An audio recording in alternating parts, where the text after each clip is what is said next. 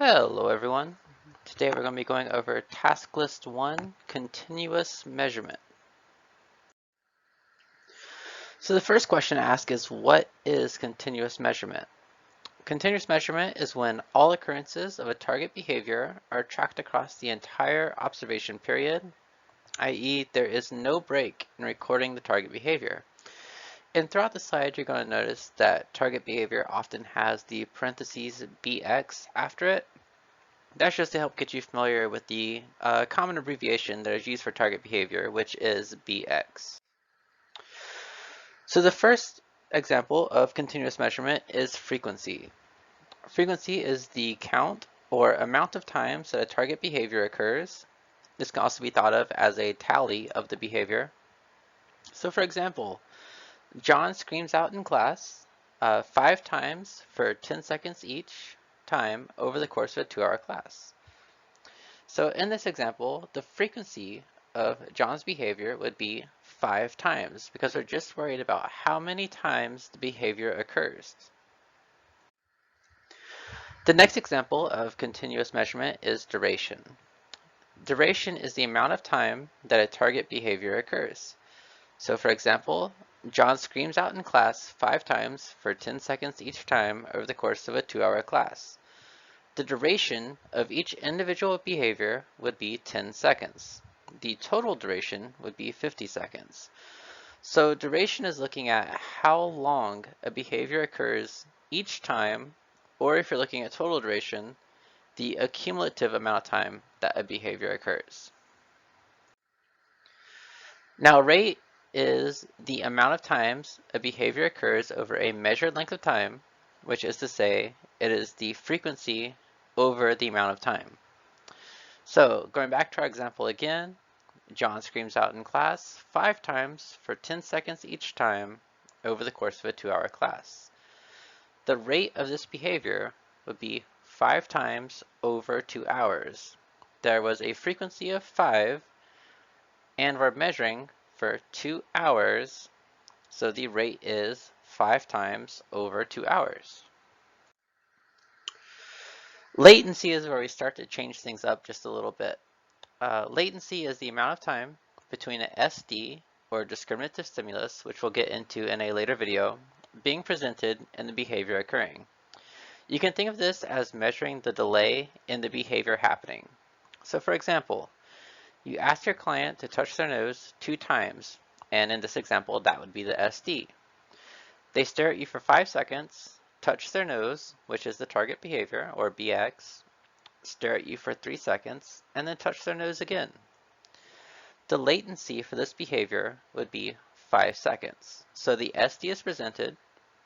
There is a 5-second delay before the target behavior occurs, and then the target behavior of touching their nose happens. That's where that 5 seconds comes from.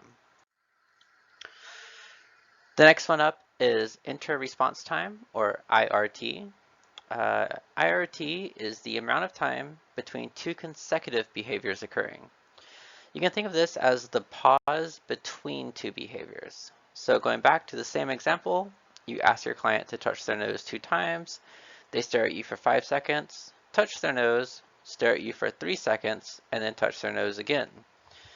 So the IRT of this behavior would be 3 seconds. So after that 5-second latency period, where they stare at you, they perform the target behavior, there is a 3-second pause, and then the target behavior occurs a second time, or a consecutive time.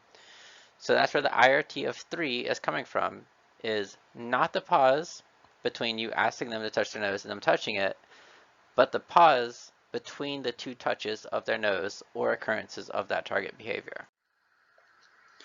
So to get into a few examples, how it might look on the RBT exam, Smith is a 5th grade student at a charter school. Over the course of his 2-hour English class, he spits on his desk 4 times. Each time this happens, his teacher makes him get a paper towel and clean it up.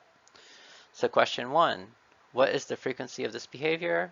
And question 2 is, what is the rate of this behavior? So if you want to take time to answer this, go ahead and just pause it here, take a second and think of your answers, and then resume the video. I will tell you that one of the important aspects of taking the RBT exam is ensuring that you don't get distracted by irrelevant information. So if we're looking at this, Smith is a 5th grade student at charter school, completely irrelevant to what we need to know. Over the course of his 2-hour English class, he spits on his desk 4 times, probably relevant. The target behavior occurs in the sentence. Each time this happens, his teacher makes him get a paper towel and clean it up.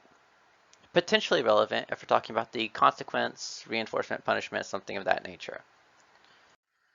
So for our answer 1, it would be 4.